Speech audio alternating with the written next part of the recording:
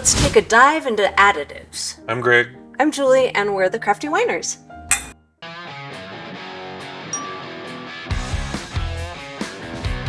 We realize we haven't really done any in-depth discussion on the additives that we use. Mostly every video that we've done, we talk about it, has additives that we use, and we usually do a very short, this is why we're using this type thing, but we're going to do a whole video on just the additives that we use and why, and we do have notes that we're going to be referring to because there are some facts that we actually weren't terribly familiar with on some of these. It's kind of interesting. So she did the homework. One thing that we did not do that I will be trying to put up on the screen as we go through here is the shelf life on these things. She didn't do that research, so I will put that up in editing. I'll put a graphic up that says how long each one of these approximately is going to be good on the shelf life. We used to take stuff right out of the bag, and you can do that, but it's awkward. And it's messy. I searched around and finally found the size of jar that I like with a big, a fairly big opening on the top, but not too big of a jar. These jars are perfect, and we've got a nice spice rack that these fit on perfectly. Yep. So we're able to just, before a video, go grab the ones off the rack that we are intending to use. So these are all pre-fermentation, these are all post-fermentation, and then these are all acids and alkalines to adjust pH. So each row has its purpose. Now some of these get stored in the refrigerator and they aren't on this rack, and we will point those out when we get to them. But one thing that's super important if you're going to follow our lead here and do these jar storages is to let these empty out before you put more in. Otherwise the stuff in the bottom is going to end up being really old. Yeah. So I mean, the other way you could put stuff in there and shake it up, but you're going to still end up with a lot of old content. So it's best to deplete this completely before you refill it. And we have the original bags that we refill from. We've got little funnels that we use. Oh yeah, I didn't get out the cute little funnel that I used. Yeah, it's cute, but you guys can live without it probably. Everything that you're going to see today will be linked in the description below if you want to buy it. So with no further ado, we will start off from going left to right, top to bottom, because this is actually except for the bottom row, which we'll explain, this is pretty much the order that we do these things in. So the very first one here is Go Firm. That's the first additive typically that we're adding for fermentation's sake. We may do a little bit of pH adjustment at the beginning of our videos, but we're going to do the pH discussion when we get to the bottom row. She pointed out that Go Firm isn't necessarily the first one that we put in. Probably pectic enzyme and tannin will be before Go Firm, but you might catch us on little things like that. That's fine. So Go Firm is a nutrient for the yeast, and it's optional. We use it in almost every one of our videos, though, because it makes the yeast start off super healthy when it gets into the must. And it's not the cheapest stuff, but we got like a huge bag. And if you get it from Amazon, it's not terribly expensive. The more you buy, the cheaper you get it. So I got like a pound of it, which is quite a large bag. So it lasts for quite a while. It's going to last. Well, it may actually go bad before, but you'd never know it because how would you know? I don't know how you would know. My wine is not as fervent as I expected it to be. So Julie's research says... Well, you already said it improves the yeast health, and it will sometimes help with flavors too. Gives it a more robust flavor. Right. It makes it so that the yeast is really healthy when it hits the must. I mean, that's the bottom line. So it spends 2 hours soaking in must with this stuff before it gets put into the fermenter. Right. And it's really healthy by the time it hits that fermenter. So yeah, it's just off and running. We use this along with Fermento, which we're going to get to in a minute. Yeah, my order probably could use some work, but... I put it on my list in an order I thought made sense, and you're just going all over the place. Well, leave it to me to screw it up. Going haywire. So the next thing on the rack is tannin. Tannin. Which we use when we believe that the red wine, we only use it for red wines, usually. Usually. The red wine that we are making needs to have a higher tannin level than what the juice we have might be. Right. So when we want it to be tannier. Tannier? Tannier. I don't think that's a tanninier. I don't know. Most of that we've learned over time, so our recipe will tell us how much tannin we want to add to a particular wine. Like we put a little bit more probably in Cabernet than we do Merlot. Mm-hmm. But we've put it in white wines rarely, but for the most part it's just the... We've done it in Chardonnay a couple of times. It just kind of gives a more of a... It's a mouthfeel thing, more of a puckering. Yeah. Which the wine we're drinking right now has. This is a hybrid wine. This is Chenin Blanc with White Zinfandel. Back sweetened with White Zinfandel. It's good. It's tasty. So tannin naturally occurs in grape skins and stems and so forth, and that's how it got traditionally into wine. Mm-hmm. You're not guaranteed to get that when you buy wine from like a kit or whatever, the concentrate from a kit. Right. This tannin, I happen to know, is actually wood shavings. So it's like oak shavings, and it gives you that same mouthfeel. Now, if you think about it, the stems having the tannin. Yes. Stems and trees. Kind of woody. Yeah. Kind of are in the same neighborhood. So if when you buy tannin from Amazon, most likely it's wood. Guess what? It also has antioxidant properties. I know tannin is one of the things that they say is a health benefit. Yeah. The health experts go back and forth on whether or not drinking wine is good for you. Obviously, only in moderation if it is good for you, but tannin is usually the reason why they say that it's good. There are heart benefits or whatever. So. And even cancer. Yeah. But it depends on what day you're seeing the research. So the wine is consistently good. The doctors are not consistent about whether or not it's good for you. Right. So next on the rack is pectic enzyme. We used to use this every time. Almost every wine that we made, but we've really cut down to where we only use pectic enzyme when there is fruit, mm-hmm. or mainly berries that need to be broken down. And we'll use this along with freezing those berries to make it so that the freezing and thawing, so that the skins are punctured, ruptured, the cell walls are ruptured. This is one that we refrigerate. It has a REFR on it, meaning don't just put it back in the rack, because this does need to be kept cold to stay preserved. And basically does the opposite thing of putting pectin in your jam. Yeah, instead of it breaks down the glue. Yeah, instead of making it bind together, it breaks it down. Yep. But this is handy. We put a half teaspoon in when we use it, and it does help get the juice and fiber out of the fruit. And it's not really expensive, but we do keep it in the fridge because we don't want it to go bad. And also with the whole fruit wines that we do versus the concentrate wines, they've already pretty much filtered all that stuff out of it. But with the whole fruit stuff, it also helps improve the clarity of the wine too. It's one of the benefits of it. Did we miss anything in your research? No. Oh, well, I made a note. It should be stored in the refrigerator, but we already said that. So yeah, we got it. Okay, next is Fermento. And this goes along with the Go Firm. It's also not mandatory, is it now? Is this the one that's made out of yeast? Yes. I'm going to read this because I have it. So this is something I didn't actually know what Fermento was, but she learned this in her research. It's a blend of inactive yeast, providing a ready available source of organic nitrogen. That's what it provides for the wine. Amino acids and for the yeast. Vitamins and minerals for the yeast. Right. So we used to start off putting this in there until we learned about Go Firm. So we put the 2 teaspoons of Go Firm in to hydrate the yeast in for 2 hours before it even hits the must. But we wait till either the 3rd or the 5th day, depending on the temperature that we're fermenting at, before we put the Fermento in.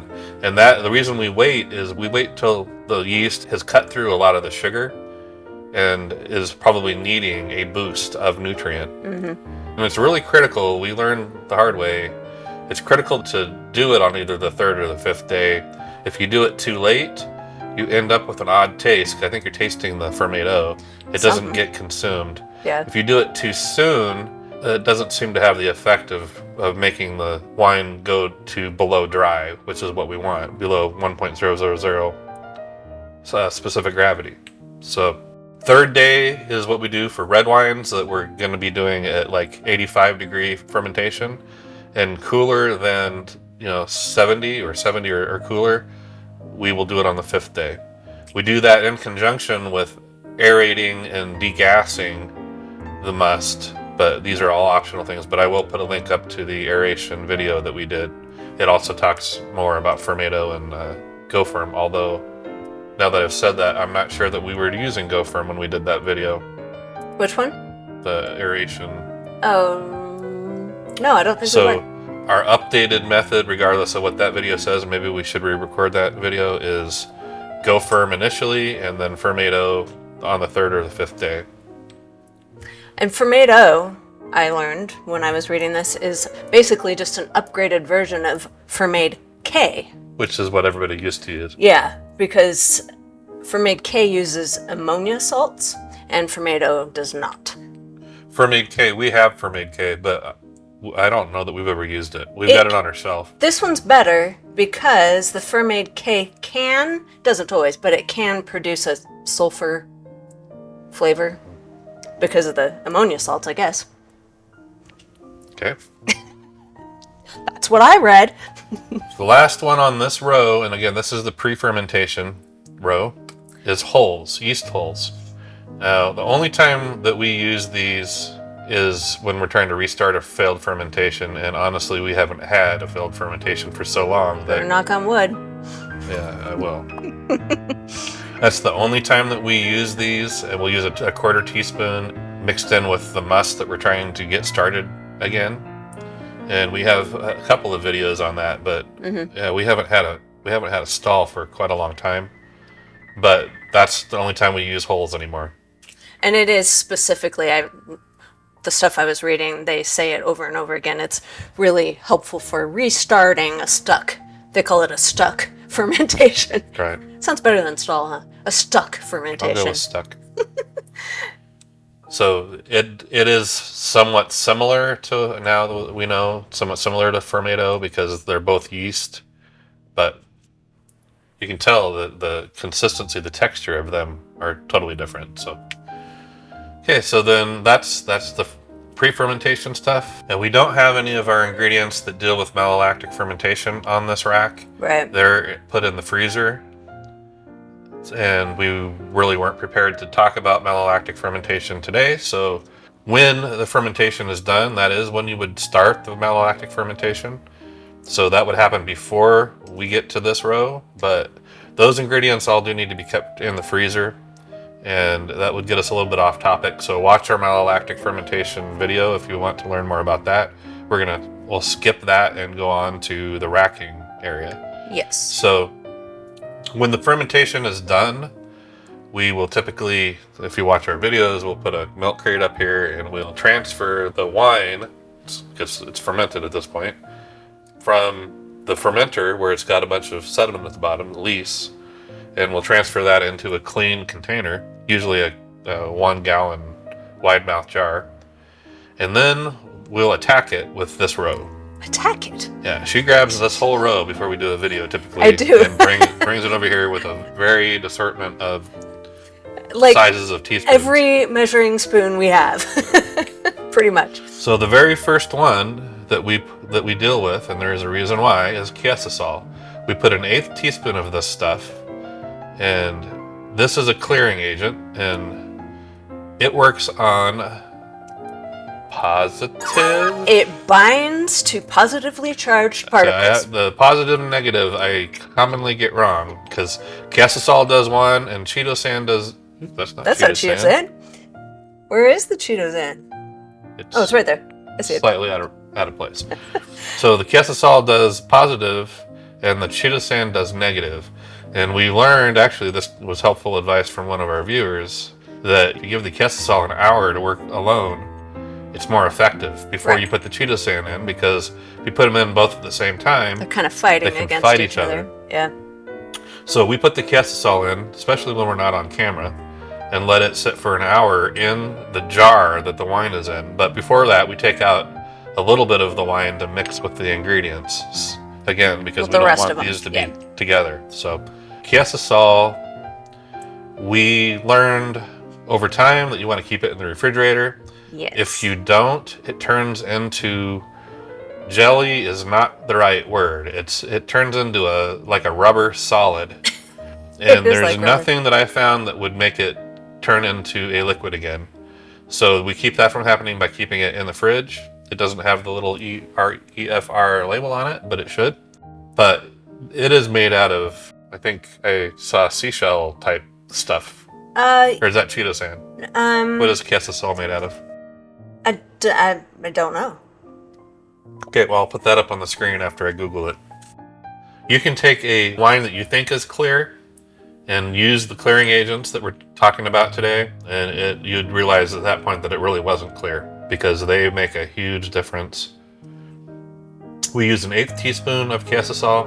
Again, we give it an hour to work by itself, and then we'd move on to the next components. And these are all, these first three that I'm talking about are all clearing. That's all they do is make it a clearer product. But in clearing a wine, it actually usually improves the taste as well. Yeah. And it definitely improves the mouthfeel. So I would definitely recommend using these ingredients. There are reasons not to. I know some people are allergic to Cheeto because Cheeto that's the one that you were talking shellfish. About. It can be derived from crustaceans, and I think some people are allergic normally to that. it is. There may be artificial versions of it, but yeah, if you have a severe seafood allergy, you may have a problem with this. So that's something to take into consideration. But 1 teaspoon of this is what we put in a gallon of wine. We use these same things. The second row we use regardless of what the beverage is. Mm-hmm. Ciders, seltzers, wines, lemonades, all of them get this treatment. As well as, I didn't mention that, most of them, other than the ones I mentioned that have a specialized use, the rest of it. They get the Go Firm, the Fermento, and the Go Firm and the Fermate. They get the Go Firm and the Fermento only. They don't get Poles or Pectic or Tannin. Yeah. So Cheeto and Casasol, they're mates that are opposite. Well, wait a minute. Any facts? You got facts. Well, okay, so you said crustaceans, but it actually is a substance found in the exoskeletons of crustaceans, insects, and also the cell walls of fungi. Okay, we could have just stayed with crustaceans. There's a lot of fungi happening here. It also helps with fruity flavors and characteristics. I did not know that. Yeah. So if you don't want it fruity, you don't use it? No, it's a benefit for your fruity wines, I guess. Next on the clearing side is bentonite, and we use a 1/4 teaspoon of this. And this is a clay, or it's clay-like, I read in her research. Mm-hmm. I've always said that it is clay, so maybe it's not exactly clay. It's got a clay structure. That's what it says, yeah. Yeah. So this ends up sinking to the bottom and being racked off. You're not drinking this clay. Mm-mm. It'll always be at the bottom of the jar, but it takes particles with it. So somehow the stuff is effective in clearing. And we have done tests ourselves. We haven't done one on camera yet, but doing with and without bentonite on the same basic batch, splitting it into 2, and one gets bentonite and one doesn't, and it does help. It's worth doing. Very cheap, and I bet you the shelf life on it's pretty hardy. I would say so. It binds with particles is what it does to help clear the haze. Switching these around without anybody noticing. It's the clay structure allows it to bind with floating particles and clears the haze out. That's what I said, isn't it? Kind of, yeah. But anything else research-wise? Next is potassium sorbate. And this is one of the oddest looking ingredients that you'll find. It's like tubes.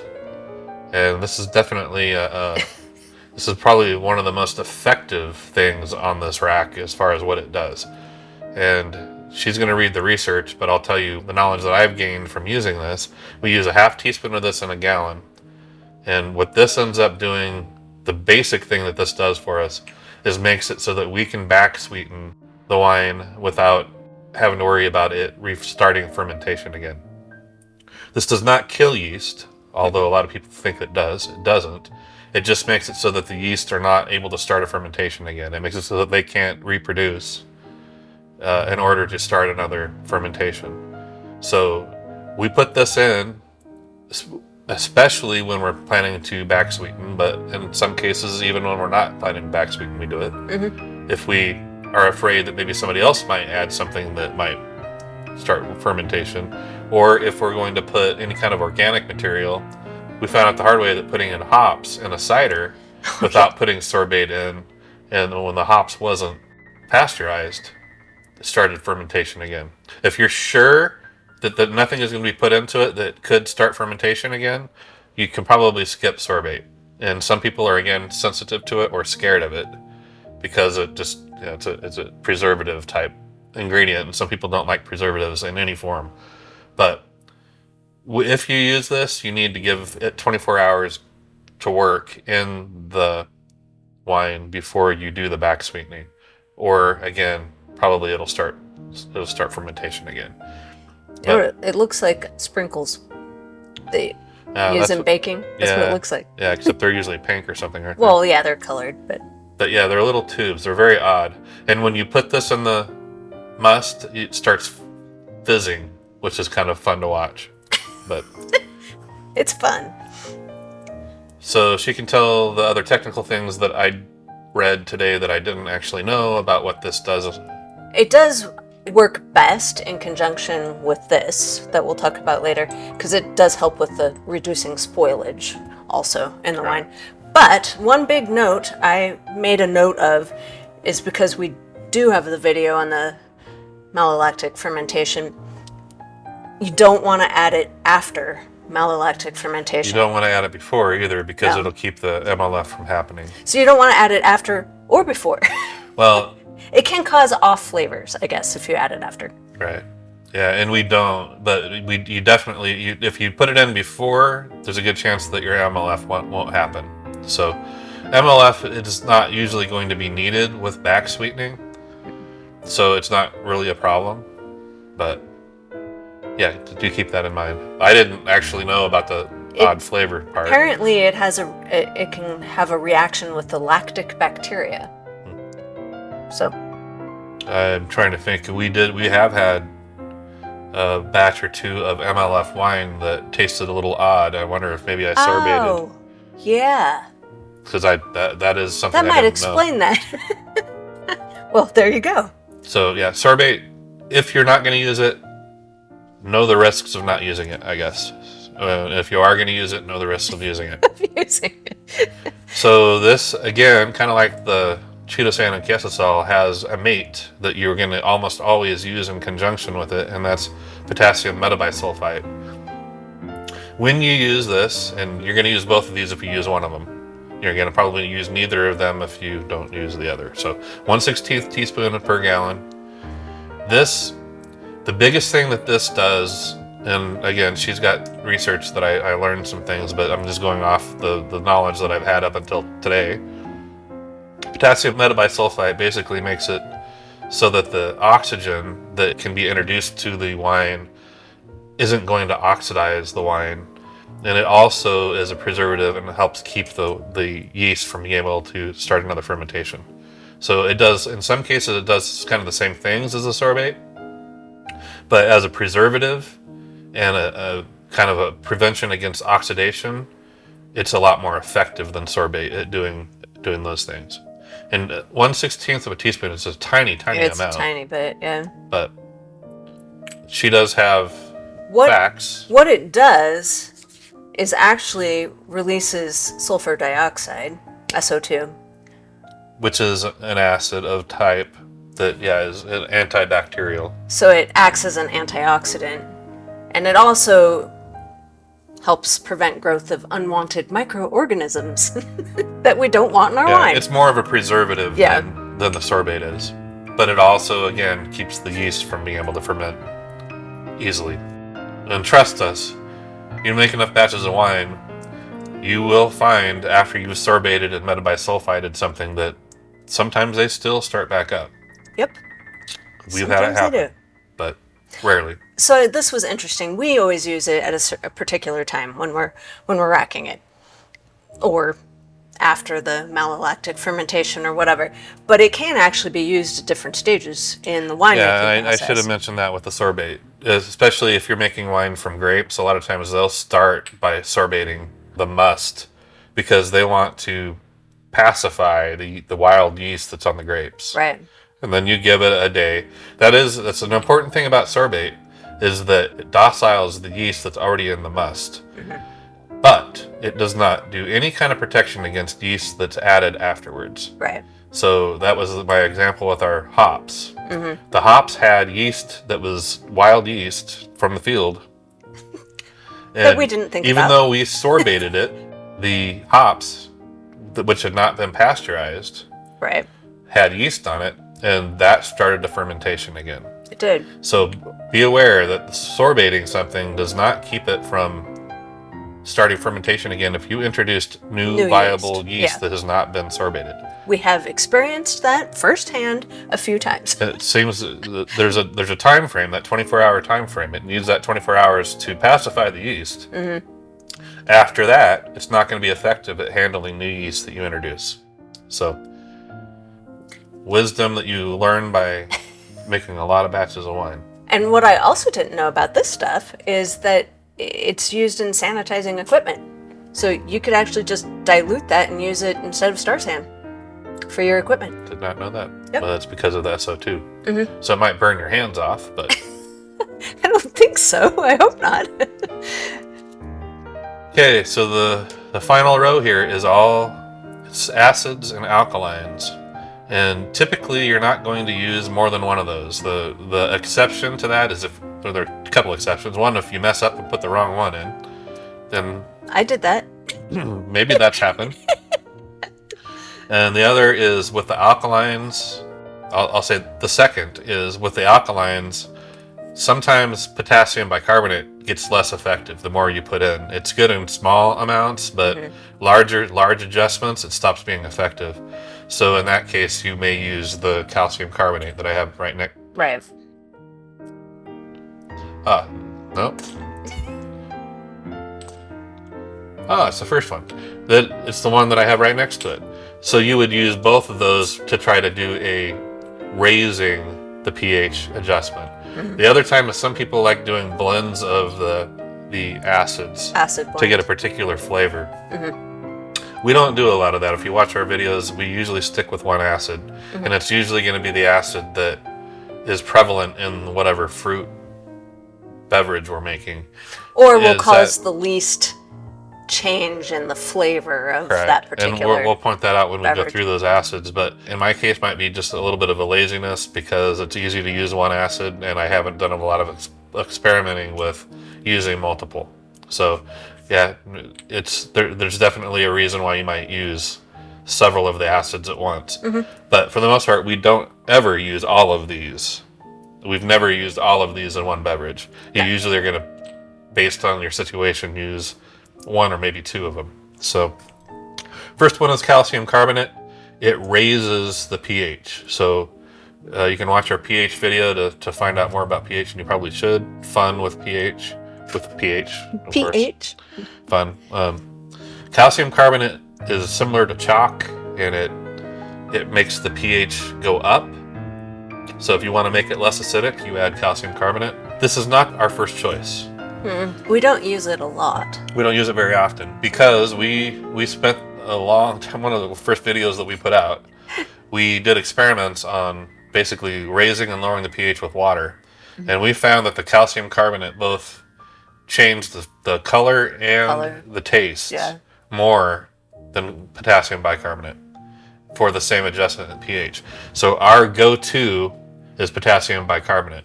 But again, it's not always going to be as effective for large pH changes. So you may have to, and we do it, we've done it in videos, we've had to switch because we're finding that adding potassium bicarbonate isn't raising the pH anymore. So we'll switch to this. I have a feeling the shelf life on this is probably longer than I will live, most likely.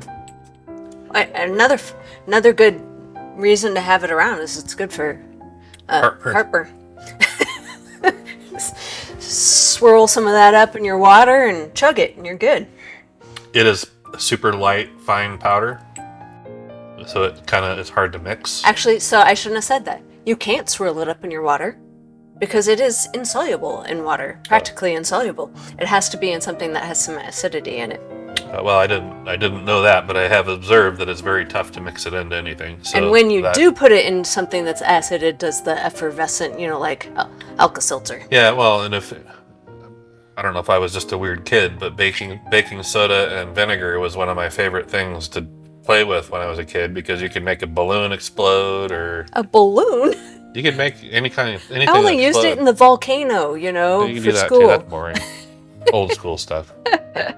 I thought it was fun. But acids and alkalines together are always interesting. But so potassium bicarbonate, I've talked about too much before I actually even showed it to you, but quarter teaspoon. That quarter teaspoon of both of these is what we suggest for a small incremental step in raising the pH. And it's very difficult to try to give you a sense of how much you want to do for an adjustment. And I'm not even going to try because it's so finicky.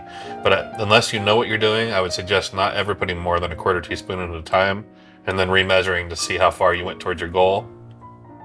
And then based on how far you went, do it again, or do half, or do twice as much. And because if you do too much, then you end up are going having to to go to use the a other whole side. lot of Yeah. because you have to go to the other side. I don't have a lot of things of knowledge on potassium bicarbonate. I do know that it dissolves fairly well, pretty easily, especially if the liquid isn't super cold. It doesn't need to be kept in the fridge. I think it's got a pretty long shelf life. It is effective. Again, it's the one we go to first because we don't notice that it changes the taste very much. We don't notice that it changes the flavor very much. A lot of times we will put this in before we start fermentation, because we want the fermentation to start at around a 4 pH. And a lot of times the juice that we're going to ferment is going to be a lower pH than that. So most of the time, actually, we end up putting at least a little bit of potassium bicarbonate in before, when we're dealing with our fermentation row. Yeah, pretty much. To get our pH to around 4. And then we'll usually use it again when we rack. But we always want to have a couple of weeks minimum for the potassium bicarbonate to sink to the bottom of the jar before we bottle. And it will. The pH will still be what you changed it to with the bicarbonate, but the bicarbonate will settle on the bottom of the jar. Mm-hmm. And then you can rack it off, or you can be careful when you're bottling and make sure you don't suck that up. But you want it to have that time, and that's in conjunction with a cold crash. So we'll rack it, we'll put the potassium bicarbonate in to get the pH to where we want it, which is going to be around 3.8 when we bottle. Mm-hmm. 3.8 or lower. Or less, yeah. So we'll make that adjustment, and then we'll put it in the fridge for at least 3 days to let basically the potassium bicarbonate and anything else that we've added settle to the bottom before we rack it again and bottle it. That was a mouthful. Any research that... the only thing I didn't know is that it's actually a salt of potassium and bicarbonate. I guess, if you look at the texture, that makes sense. It does look like a salt. It's granulated like sugar or salt. Yeah. Don't put it in your tea. No, I wouldn't. Oh, which brings up kind of a funny thing. We've had a couple of wines that we've bottled that ended up being more acidic when we opened the bottle than we liked. So there have been a couple of wines that we've taken potassium bicarbonate, and then a couple of times we've taken an acid up, done the opposite, yeah. And we'll add it to the bottle and mix it up a little bit before we put it in our glass. It worked. So. Yeah, I don't have a rhyme or reason. I'm just checking. Okay, so yeah, there is a rhyme or reason to my acids. So acids do the opposite of these. They lower the pH. And the only time you're going to want to put these in is when you're trying to lower the pH before you bottle it. Yeah. And again, 3.8. Most people say less than 3.8. Because we're not fans of acid, we usually aim for 3.8, knowing that is kind of high, but still shelf stable, and still our wines are going to last a long time on the shelf. But the lower, within reason, the better. The more you can, if you can tolerate the super high acid wines, they're going to last longer on the shelf if you make them a lower pH than 3.8. But tartaric acid, we typically only use, again, I said that I could be a little more creative with our acid blends, but we'll have to do some experimenting. The way we are right now, we only use tartaric acid in wines. Both red and white wines, tartaric acid is the one that we reach for. It is the prevalent acid in grapes, and so it's going to have a taste that goes along with what you'd expect from grape wine. And we use a 1/4 teaspoon at a time, similar to these alkalines. And again, I would not ever suggest doing more on your first adjustment than a 1/4 teaspoon, and see how much it adjusts it towards your goal, and then figure out how much more you want to put in based on that. But when we were first learning this, we used these other two acids, not knowing that there was really a difference in our wine, and I ruined more than one batch. I think she was being nice and didn't ever say anything, but ruined more than one batch by putting the wrong acid in wine. I ruined one that I was really sad about because it was Riesling that we had infused with some tropical fruit, and I used citric acid in it, and it just made it sour. Yeah, well, and we're getting that citric is the last in the row on purpose. Yep. Tartaric, I would say probably wouldn't be bad in a cider or a lemonade. It'd be fine, probably. Probably would. It's not going to make it taste bad, but again, we only use it for grape wine. It's the one, when we did our tests too, that changes the flavor of whatever it is the least. It's the most neutral flavor of the three. Still does change the flavor, but just not quite as much as the other two. Next is malic. Wait, I have a really cool fact about tartaric acid that I had no idea. Tartaric acid is a key ingredient in baking powder. Baking powder. It's combined. Rising part. Yeah, well, baking soda does that too, but it's combined with baking soda to make baking powder. That's what it is. I thought that was very interesting. It is. So it gives it the light. It's actually, so it's cream of tartar is what that is. So I thought that was I definitely didn't know that. It's the reaction between tartaric acid and baking soda that releases carbon dioxide that creates the airy fluffiness of the bread or cookies or whatever. So there you go. Interesting. Malic is the next one, and malic, again, lack of creativity, possibly. We only use in apple ciders because malic acid, no, actually, I just lied, because we use it in MLF too. But yes. Malic acid is prevalent in apples. It's the acidic flavor that you expect when you drink apple cider. So that's why we use it in hard apple cider. We have not intentionally used it in wine, although, I mean, I could see some white wines might be fine with that malic aftertaste. I think so. But yes, we do use malic acid in malolactic fermentation in wines, mostly red wines that we do MLF in, and you use malic acid intentionally. You add it, a little bit of it, to help the bacteria that does the MLF. So we do add that to red wines, especially in Chardonnay.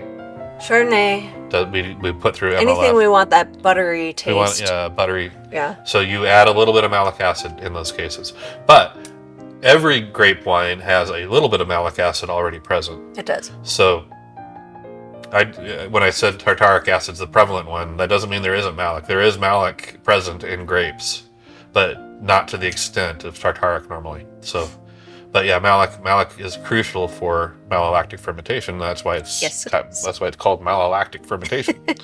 Go figure. Again, a 1/4 teaspoon at a time is what we recommend. I wouldn't go over that. It seems to be around, I'm sure it's not, but my feeling is that malic and tartaric have about the same strength. When you put them in, they do the adjustment about the same, it seems. I'm not afraid of one more than the other. And when we get to the citric, that's different. And anything else about malic? They use it basically not aside from winemaking, they use it in a lot of things as a flavor enhancer and a preservative. And it's actually used in cosmetics and pharmaceuticals also. And I assume that's because of the preservative properties. The acid, yeah. I mean, most living creatures don't like acid very much. No. So, I guess little things, big things. Citric acid is from what you would expect. It's from oranges and lemons and grapefruits. Yep. And it is the strongest, in my opinion. Again, I don't have a scientific measurement behind my feeling, but it's the one I'm the most afraid of putting in too much. It definitely has a flavor. Mm-hmm. So be aware of what you're putting it in. You are going to change the flavor, almost guaranteed. She mentioned that we used this accidentally in Riesling one time, and it basically it was not good. It basically ruined it. Yeah. And it wasn't very much. Mm-mm. But make sure that whatever you're adding, you're intentionally wanting a citrus flavor, because it brings that citrus flavor. Super common, super cheap. You can buy this at Walmart. The other ones typically you're not going to find at Walmart. In a store. Not, yeah, for sure. Citric acid you can find in the store. It's very buy common. It in the canning aisle, because that's used for canning a lot. When I was making cheese, it's used in cheese making too, and I bought like a 5-pound bag for not very much. I mean, it's just cheap. super cheap. Yeah. But we only use this in hard lemonades and hard seltzers. Seltzers works really well in seltzers. Yeah. Because the pH is so high. And you want a when zing. We started. It gives you a zing, and most seltzers are fine having a citric zing. But this one will do the most adjustment, the quickest, and I am afraid of it. We probably will end up doing another pH video at some point because this is so interesting. But using water as a base in hard seltzer, so it's just water and sugar. The pH can go from 7, which is water's pH. A little bit less than 7 usually, to 1 with like a 1/4 teaspoon of citric acid. Seriously. And because it's what kind of scale? What? What kind of scale? Well, you're going to make me say it this time? Logarithmic. That's a huge adjustment to go from 7 to 1. And I'm exaggerating with 1. It goes from 7 to 3. Really fast. Like a 1/4 teaspoon of citric acid. Yep. And I don't understand why it does that huge of an adjustment when it's just water, but it does. So because it definitely acts different in the lemonade.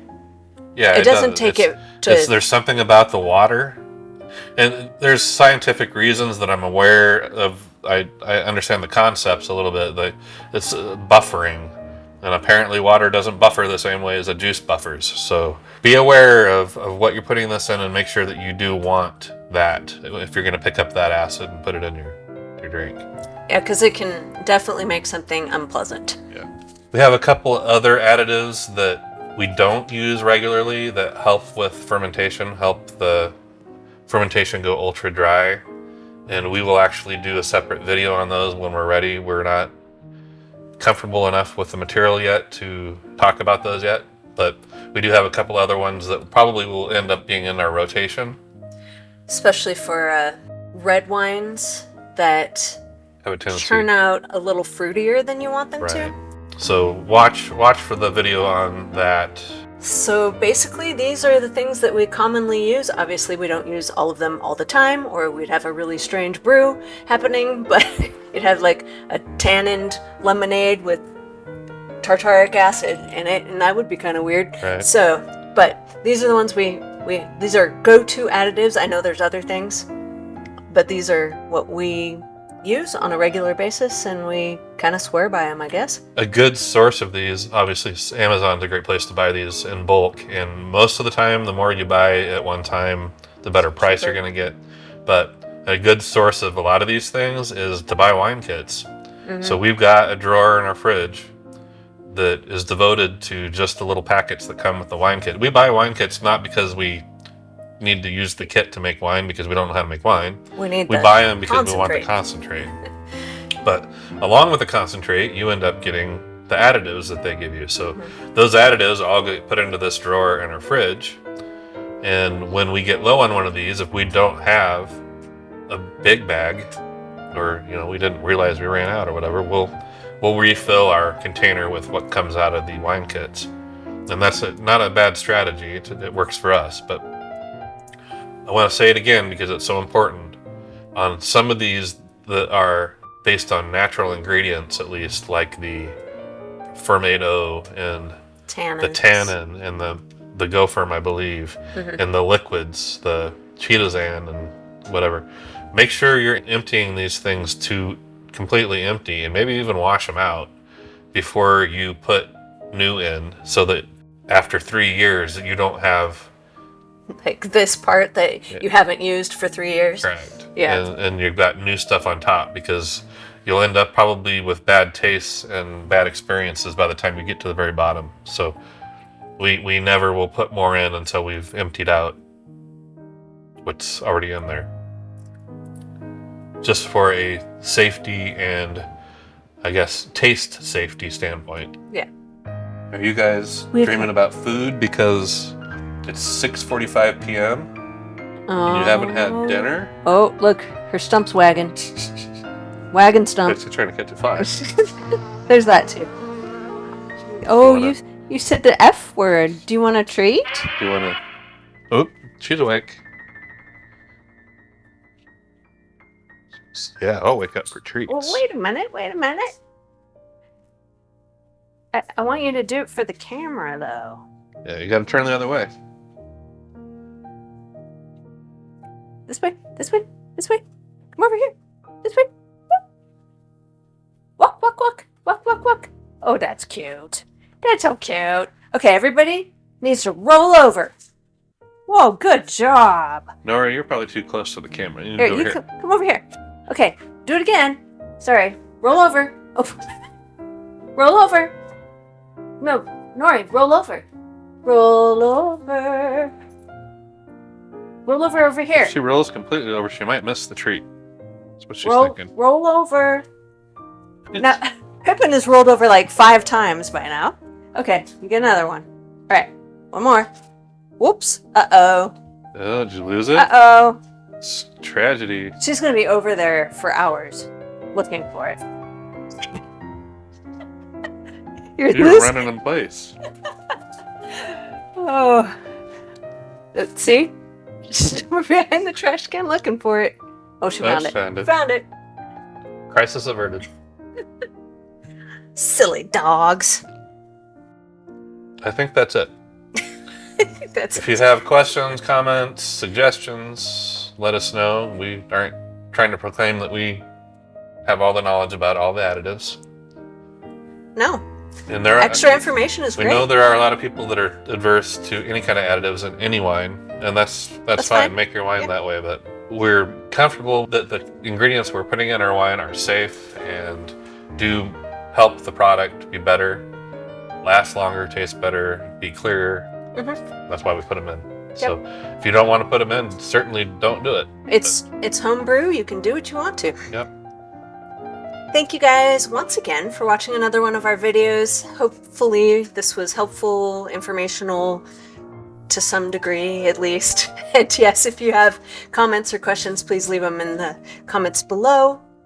Please like the video and subscribe to our channel if you haven't already. And if you have, we appreciate you guys. Thank you for your support. And until next time, cheers.